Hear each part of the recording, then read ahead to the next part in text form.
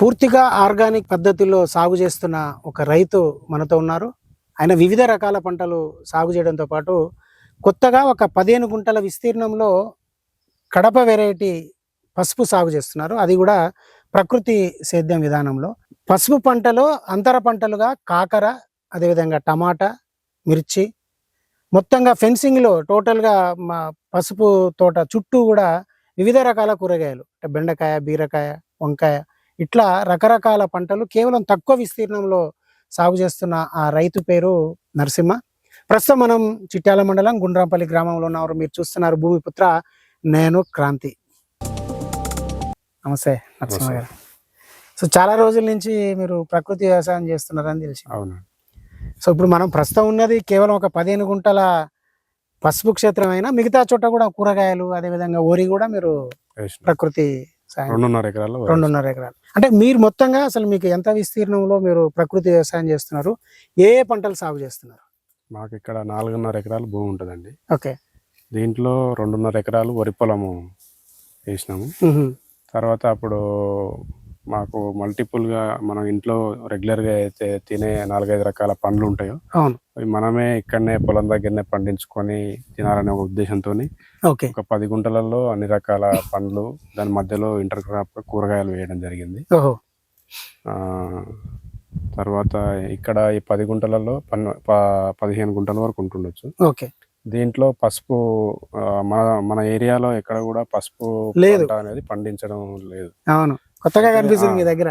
అయితే ఇక్కడ మనకు వస్తుందా రాదా అని మా దగ్గర గత సంవత్సరము ఆంధ్రప్రదేశ్ సంబంధించినటువంటి రైతు సాధికారిక సంస్థ సంబంధించిన వాళ్ళు ఈ గ్రామాన్ని ఒక పైలట్ ప్రాజెక్ట్ గా ఎన్నుకోవడం జరిగింది. వారు సూచించడం జరిగింది అన్నట్టు. మా గ్రామానికి రవితేజ అని ఒక అతను ఇన్ఛార్జ్ ఉంటాడు. పసుపు కూడా వేద్దాము బాగుంటది అని అంటే సరే అని, మనకు ఈ సంవత్సరం మొదట్లో వర్షాలు లేవు కదా, సరే అని చెప్పేసి పసుపు వేయడం జరిగింది. మామూలుగా అయితే అంత వరి పొలం వేద్దామనే ఉద్దేశం ఉండే.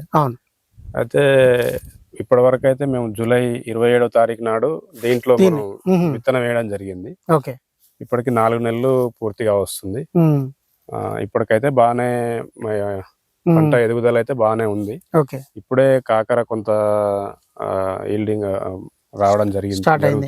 మిర్చి, ఇది కారం కోసం మిర్చి వేయడం జరిగింది. అంటే పండు ఇంట్లో కారం కోసం అని మిర్చి వేయడం జరిగింది. చుట్టూ ఒకవైపు బీర ఫెన్సింగ్ వేయడం జరిగింది. ముందు సైడు వంకాయ, ఇటు బెండ, సొరకాయ, ఆనకాయలు, చాలా రకాలు ఉన్నాయి. కాబట్టి చూడాలి, అంటే దిగుబడి ఎంత వస్తుందో మనకైతే తెలియదు. క్రాప్ వచ్చిన తర్వాత ఫస్ట్ టైం వేసినాం కాబట్టి, ఎందుకంటే ఇది కొద్దిగా వాణిజ్య పరమైనటువంటి పంట కాబట్టి కొద్దిగా మనం ఇక్కడ కూడా దిగుబడి వస్తే రైతులు కూడా దీన్ని ఎక్కువ మొత్తంలో సాగు చేసుకుంటే కొంత ఆర్థికంగా కూడా లబ్ధి పొందే అవకాశం ఉంటది కాబట్టి. ఎందుకంటే ఇప్పుడంటే కాలువలు, వర్షాలు బాగున్నాయి, కానీ వర్షాలు నల్గొండ జిల్లా అంటేనే మనకంతా కూడా డ్రై ల్యాండ్స్ లాగా ఉంటది. కాబట్టి ఇన్ ఫ్యూచర్ లో కూడా మనం ఏమైనా డ్రిప్ ఇరిగేషన్ తో కూడా దీన్ని సాగు చేసుకునే అవకాశం ఉంటది. కాబట్టి మనం చూద్దాము ప్రయోగాత్మకంగా, వాళ్ళు చెప్పారు కదా అనే ఉద్దేశంతో వేయడం జరిగింది. వాళ్ళు చెప్పేది ఏంటంటే ఒక 10 క్వింటాల వరకు దిగుబడి వచ్చినా కూడా మనము రా మెటీరియల్ అమ్ముకున్నా కూడా 10,000 అమ్మినా కూడా మనకు 10 క్వింటాలకు అంటే కంపల్సరీ అంత వస్తుందా, తక్కువ వస్తుందా, ఎక్కువ వస్తుందా, ఎక్కువ రావచ్చు, తక్కువ రావచ్చు. ఒక 15 గుంటలనే ₹1,00,000 వరకు ఆదాయం వస్తుంది. దీంట్లో మనకు విత్తనము ఖర్చు ఒక్కటే, మనకు మిగతాదంతా కూడా మనమే ఎడ్లు పెట్టి నాగలతో వేయడం జరిగింది. మధ్యలో ఒకసారి 4 కూలీలను పెట్టి కలుపు తీపియడం జరిగింది. కొంత ఒకసారి ఆముదం పిండి, వేపపిండి వేయడం జరిగింది సాళ్ళల్లో మధ్యలో. ఇప్పటికైతే ఫ్లడ్ ఇరిగేషన్, నీటి పారుదలతోనే ఇస్తున్నాము. ఇప్పుడు డ్రిప్ వేద్దామనే ఆలోచనలో ఉన్నాం. ఎందుకంటే మొన్నటి వరకు వర్షాలు ఉండే కదా, వేయడానికి కుదరలేదు. ఇప్పుడు డ్రిప్ వేసి డ్రిప్ తోటి ఇవ్వాలని. సో ఇప్పుడంటే ఒక 4 నెలల క్రితం ఇది పసుపు సాగు చేశారు. సో ఈ ప్లేస్ లో ఇంత ముందు ఏమైంది? గత సంవత్సరము దీంట్లో బహురూపి అని మన నాటు వరి జరిగింది. బహురూపి దీంట్లో వేయడం జరిగింది. 6 క్వింటాల వరకు బియ్యం వచ్చినాయి. 5.5-6 క్వింటాల. నాకు అది 6 ఫీట్ పైన పెరిగింది వరి, బాగా పెరిగింది, కానీ పడిపోలేదు. అయినా పడిపోలేదు. 6 ఫీట్లు పెరిగిందా? ఆ, అబ్బా అబ్బా! అంటే కేవలం ఈ 15 గుంటలలో వేసిరు అది? దీంట్లోనే వేసినాం. దీంట్లో వేస్తే మనకి ఎంత వచ్చింది? 5.5 క్వింటాల వరకు బియ్యం క్వింటాల్ వచ్చినాయి. రైస్ వచ్చింది. అయితే అది ఏమైందనంటే ఇంకా కొద్దిగా ఎక్కువనే వస్తుండేనేమో కానీ మ్మ్. మనం దాన్ని మనుషులు కోసుకొని కొట్టుకుంటే ఎక్కువ వస్తుండే. అయితే అవి హార్వెస్టర్ వాడి హార్వెస్టర్ తోని మిషన్ తోని కోయడం కారణంగా చాలా వరకు అది సరిగ్గా నమలక, ఇదేంటంటే బహురూపి ఒక కర్ర కొద్దిగా లావు సైజ్ ఉంటది కాబట్టి ఓహో అది మిషన్ లోపల నమిలేటప్పుడు ఓకే గడ్డితో పాటు ఎక్కువ దాన్ని వదిలేసింది. వేస్టేజ్ అయింది. అరే సో మనం డైరెక్ట్ ఇంత ముందు లెక్క పడుగులా పెట్టి చేసుంటే ఉంటుండే కానీ ఇక ఓకే. ఇంకా మీరు ఇంకేం చేస్తారు? మీ దగ్గర చూస్తే నాకు ఇందాక సజ్జ కూడా కనిపించింది అక్కడ.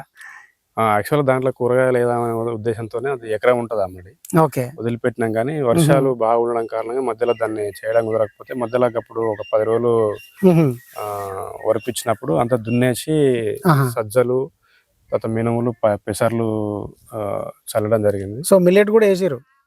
నేను మిల్లెట్స్ అంటే గతంలో ఒక 5 సంవత్సరాలు 6 సంవత్సరాల కింద అప్పుడు ఒక 25-30 ఎకరాలు లీజుకు తీసుకొని టోటల్ మిల్లెట్స్ వేసినాం. 5 రకాలు సిరిధాన్యాలు వేసినాం. సో ఇప్పుడు మీకు సజ్జ ఎట్లా అనిపించింది?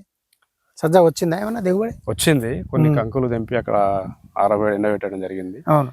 అయితే మనం ఏంటంటే ఇక పిట్టలు అవన్నీ ఉన్నాయి కదా, వచ్చిన కాడికే తీసుకున్నాను ఉద్దేశం. వాటికి కూడా కొంత వదిలేసిరా? సో రావి కూడా కనిపించింది నాకు.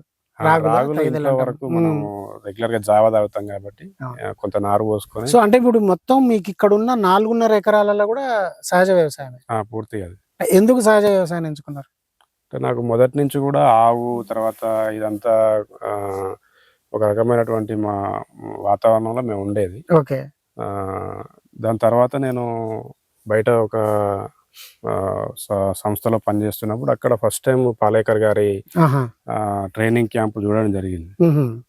అప్పుడు పెద్దగా నేను దాన్ని శ్రద్ధ పెట్టలే, కానీ దాని తర్వాత ముచ్చింతల్లో అయినప్పుడు, తిరుపతిలో అయినప్పుడు, గుంటూరులో అయినప్పుడు కూడా పాలేకర్ గారి ట్రైనింగ్ క్యాంప్ లో పోవడం జరిగింది.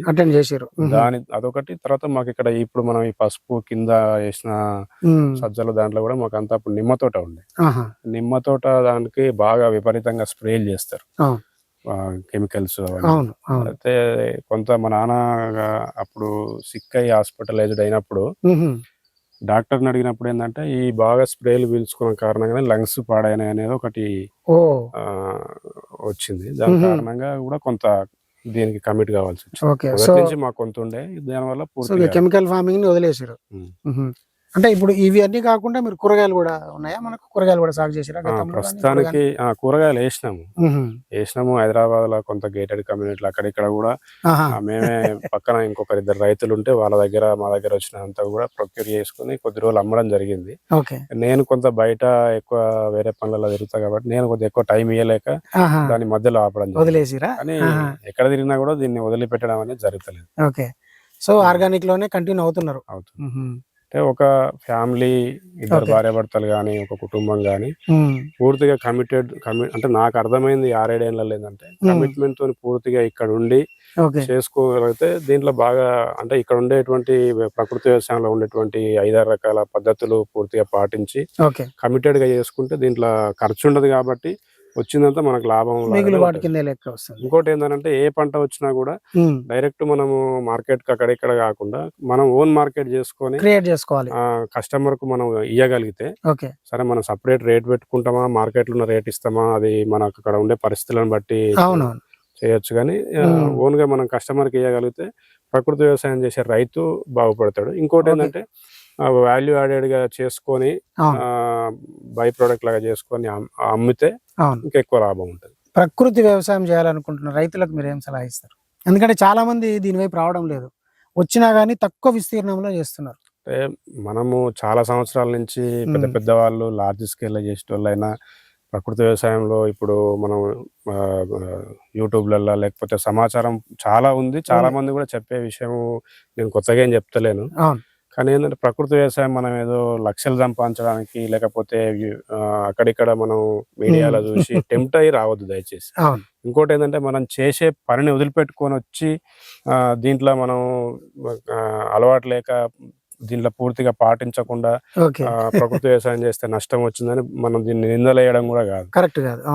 కాబట్టి ఏంటంటే మనం ఇప్పుడు ఒక 4 ఎకరాలు ఉందనుకోండి, 4 ఎకరాలు పూర్తి ఒకసారి చేస్తే మనం దీనికి న్యాయం చేయలేకపోవచ్చు. ఓకే. కాబట్టి ఏంటంటే కొద్దిగా స్టార్ట్ చేసుకొని పెంచుకుంటా పోతే ప్రకృతి వ్యవసాయంలో ఏదైతే మనము పాటించే పద్ధతులు ఉన్నాయో దాన్ని పూర్తిగా మొదటి నుంచి పాటించుకుంటా ఓన్ మార్కెట్ చేసుకుంటా చేస్తే ఓకే. దీంట్లో కూడా అద్భుతాలు చేయొచ్చు. దానికంటే ఎక్కువ డబ్బులు కూడా దీంట్లో వస్తాయి. ఓకే.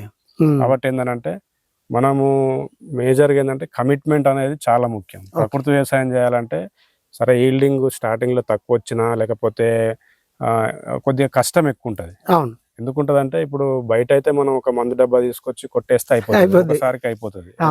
దీంట్లో ఏంటంటే వారం రోజులకు ఒకసారి, 10 రోజులకు ఒకసారి, 15 రోజులకు ఒకసారి మనం కషాయాల లేకపోతే ఏవో మనం గ్రోత్ ప్రమోటర్లు అవి స్ప్రే చేయాల్సి వస్తుంటది దీంట్లో. కాబట్టి ఏంటంటే కొంత కమిట్మెంట్ ఎక్కువ ఉండాలి, టైం ఎక్కువ ఇవ్వాల్సి వస్తుంది, ఎక్కువ టైం ఇవ్వాల్సి వస్తుంది. మామూలు పక్క రైతులు ఏం చేస్తారంటే మనం ఏదో స్ప్రేలు చేస్తారు, పోయి ఊర్లలో వాళ్ళు వేరే వ్యవహారాలు చేసుకుంటారు, అక్కడిక్కడ చేస్తారు. కాబట్టి కానీ మనం ఏంటంటే పూర్తిగా పొలంలో ఉండి మనం దీన్ని అట్లా కమిట్ అయి చేయగలిగితే బాగుంటది. అన్నిటికంటే ముఖ్యంగా మనం ఇప్పుడు చూస్తున్నాం మన తెలంగాణలో కానీ ఇక తెలుగు రాష్ట్రాలలో మా హెల్త్ కు ఎడ్యుకేషన్ కు సంపాదించింది సరిపోక అప్పులు చేసి అప్పుల పాలు అవుతున్నారు పెడుతున్నారు. కాబట్టి ఏంటంటే మేజర్గా ఏంటంటే హెల్త్ కోసము మనం ఇంట్లో వరకు కనీసం తినడానికైనా మనకు ఒక 4 ఎకరాలు ఉంటే ఒక 1/2 ఎకరంలో రైస్ బియ్యం కానీ కూరగాయలు కానీ 1/2 ఎకరం వరకన్నా మనం చేసుకోగలం. మనం పిల్లల ఆరోగ్యాలు, ఎందుకంటే తల్లిదండ్రులు ఏది చేసినా పిల్లల కోసమే చేస్తాము అని అంటాం మనం. కానీ ఏంటంటే లక్షలు అనేవి వాళ్ళు సంపాదించుకుంటారు, మనం కూడా సంపాదించి డబ్బులు ఇస్తాం, కానీ ఆరోగ్యం అనేది మనమే ఇవ్వాలి. ఎందుకంటే వాళ్ళకి తెలియదు కాబట్టి ఆరోగ్యమే మహాభాగ్యం అనేది ఊకనే అనలే కదా. కాబట్టి ఏంటంటే ఆరోగ్యము అనేది మనం పట్టించుకోము. మేజర్ గా ఫస్ట్ ప్రియారిటీ ఇవ్వాల్సిందే దానికి. హాస్పిటలైజ్డ్ అయినప్పుడు ఏదైనా ప్రాబ్లం వచ్చి లక్షలు కట్టమంటే మనం అక్కడ ఏం మాట్లాడకుండా కడతాం. కానీ 10,000 తక్కువ ఆదాయం వచ్చినా కూడా పక్వంతో పోల్చుకుంటాం. మనం పోల్చుకొని నామూషిగా ఫీల్ అవుతాం. దాన్ని మనం రైతులు, ప్రకృతి వ్యవసాయం చేసే రైతులు, చేయాలనుకునే రైతులు ఫస్ట్ ఆ ఆత్మన్యూనత భావాన్ని అంటే పక్వంతో పోల్చుకునేటువంటి భావాన్ని మనము తీసేసుకొని దీనికి మనకు ఒక క్లారిటీతో చేయగలిగితే బాగుంటుంది. సో మీరేం చేస్తారు? మెథడ్స్ 4-5 రకాలు ఉన్నాయన్నారు కదా, మీరు ప్రకృతి వ్యవసాయం చేస్తున్నారు అంటే మీరు ఏం ప్రాక్టీస్ చేస్తున్నారు దీంట్లో? మేము మొదల పంట కంటే ముందు ఒక 20 రకాలు అన్ని సిరిధాన్యాలు, తర్వాత ఆయిల్ సీడ్స్, పల్సెస్ ఇవన్నీ కూడా కలిపి వేయడం జరిగింది. వేసిన తర్వాత ఒక 45-50 రోజులకు అవన్నీ కూడా ఫ్లవరింగ్ పిందెలు వచ్చిన టైంలో రోటావీటర్ వేయడం జరిగింది. దాని తర్వాత ఒక 2 ట్రక్కులు గొర్రెరు వేయడం జరిగింది. ఈ పసుపు వరకు చెప్తారు. వరి పొలంలో కూడా సేమ్ అట్నే చేసిన తర్వాత అప్పుడు విపరీతంగా వర్షాలు ఉండే, ఇది వేసే టైం వరకు వచ్చేసరికి నాగలికి వేసుకోవడం జరిగింది. వేసిన తర్వాత ఇక సేమ్ కషాయాలు స్ప్రే చేయడం జరిగింది. పొడుగుడు నిమ్మరస ద్రావణం, చాప బెల్ల ద్రావణము, గ్రోత్ ప్రమోటర్స్ లాగా ఇవి. తర్వాత కషాయాలు తయారు చేసుకుంటారు, ఓన్గానే తయారు చేసుకొని స్ప్రే చేస్తుంటారు. ఏమేమి కషాయాలు వాడతారు? దశపర్ణి పురుగు వచ్చినప్పుడు, తర్వాత మామూలుగా నీమాస్త్రం, అగ్నిస్త్రము, ఇవన్నీ వీటికి వాడుతున్నారు. అంటే ఒక పసుపే కాకుండా మిగతా అన్నిటి కూడా ఇదే ప్రాక్టీస్ మీది అంతే. సో కెమికల్ ఫార్మింగ్ తర్వాత ఎన్ని రోజులకు మీది ఆర్గానిక్ గా చేంజ్ అయింది? భూమిని ఫస్ట్ బలంగా తయారు చేసుకుంటే రేపు పొద్దున ఇక్కడ డైవర్సిటీని పెంచాలి ఫస్ట్. అన్నిటికంటే ముఖ్యంగా మనము ఈ ముందేసుకునేటువంటి PMDS అని ఇప్పుడు వాళ్ళు ఆంధ్రప్రదేశ్ గవర్నమెంట్ 60SS వాళ్ళు చెప్తున్నారు కదా. మనం మామూలుగా రైతులు సాధారణంగా అయిపోయిందంటే జీలుగా జనమేయమంటారు. అదొక్కటి కాకుండా వీళ్ళు ఒక 15-20 రకాలు వేయమని వీళ్ళు చెప్తున్నారు. కాబట్టి ఎందుకంటే మొక్కలకు అన్ని రకాల పోషకాలు ఇవ్వాలి కాబట్టి ఒకటే రకంతో తక్కువ వస్తాయి. కాబట్టి అన్ని రకాలు వేసుకుంటే అన్ని భూమి కొంత బలంగా తయారవుతుంది. దాంతో పాటు జీవామృతము, తర్వాత ఘన జీవామృతం మొదలేసుకొని దున్నుకోవడము, తర్వాత జీవామృతం పారించుకోవడము. ఇంకొకటి ఒక దగ్గర బాగా మనం ఫెయిల్ అవుతున్నాము, మనం మల్చింగ్ అనేది కొంత జరుగుతలేదు కొద్దిగా ప్రాక్టీస్ లా. మల్చింగ్ చేసుకుంటే కూడా ఇంకా ఎక్కువ ఉంటది అనేది. కానీ మల్చింగ్ అని మరి మళ్ళా తర్వాత అది కూడా ప్లాస్టిక్ షీటే. ప్లాస్టిక్ షీట్ కాకుండా ఇప్పుడు మేము నేచురల్ గానే దీంట్లో ఎగ్జాంపుల్ పెసర, మినుము, పిల్లి పెసర అట్లాంటివి సాలల్లో వేసుకుంటే అవి Okay. ఎక్కువ ఎత్తు పెరిగాయి కాబట్టి, ఓకే ఇంకోటి పంట కాలం కూడా తక్కువ రోజులు ఉంటది కాబట్టి ఓకే అవి పెరిగిన తర్వాత నైట్రోజన్ ఫిక్సేషన్ తో పాటు లైవ్ మల్చింగ్ అయ్యి ఆటోమేటిక్ గా Okay. అవి కుళ్ళిపోయి అట్లా కొంత మళ్ళీ ఎరువుగా భూమికి బలం కన్వర్ట్ కూడా అవుతుంది అయింది. అనేది. అంటే మేము చేయలేకపోయినాం కానీ అదొకటి Okay. ప్రాక్టికల్ గా చూసినాం మేము ఓకే గుంటూరులో. ఓకే అది ఒకటి చేయాలి, మేము ఇంకా అది చేయలేకపోయినాం. ఓకే సో మీ పసుపు దిగుబడి వచ్చిన తర్వాత నాకు ఫోన్ చేయండి, ఆ తప్పకుండా రోజు కూడా ఒక వీడియో చేద్దాం. ఎందుకంటే మీరు ఎక్స్పెరిమెంట్ చేస్తున్నారు ఇక్కడ ఒక 15 గుంటలలో. ఇది కనుక సక్సెస్ అయితే మిగతా రైతులు ఇంకొంత విస్తీర్ణం పెరిగే అవకాశం ఉంటది. అంటే సో మా ఉద్దేశం కూడా అదే. ఓన్లీ మ్మ్. మనము రైతులు మనం ట్రెడిషనల్ గా ఓన్లీ ఇప్పుడు వరి పొలం లేకపోతే పత్తి, అవును వరికి ఇంతో అంతో ఇప్పుడు గవర్నమెంట్ ధర నిర్ణయించింది కాబట్టి గిట్టుబాటు అవుతుంది. అవును ఇప్పుడు నీళ్లు తగ్గిపోతే మన దగ్గర బోర్లు ఎండిపోతే వర్షాలు పోతే ఏలేని పరిస్థితి. ఏలేని పరిస్థితి. వర్షాలు రాకపోతే ఈ పంటలు కూడా వండాయి, మెట్ట పంటలు కూడా. అవును కాబట్టి ఉన్న నీళ్ళతోనే డ్రిప్ మైక్రో ఇరిగేషన్ తోనో ఎట్లనో ఒక రకంగా ఓకే మనం ఉన్న కాడికి ఇట్లా కమర్షియల్ క్రాప్స్ పెట్టుకుంటే కొంత ఇన్కమ్ జనరేట్ అవుతుంది రైతులకనే ఉద్దేశంతో ఓకే అంటే వేద్దామని వాళ్ళు సూచిస్తే మేము కూడా ఒక ప్రయోగాత్మకంగా ప్రారంభించడం జరిగింది. చూద్దాం ఏమైతే, Okay. మాకు కూడా తెలియదు. సో మీ హార్వెస్టింగ్ రోజు నన్ను పిలవండి, తప్పకుండా. మళ్ళీ ఒక వీడియో చేద్దాం, రైతులకు చూపిద్దాం. Okay thank you. Thank you.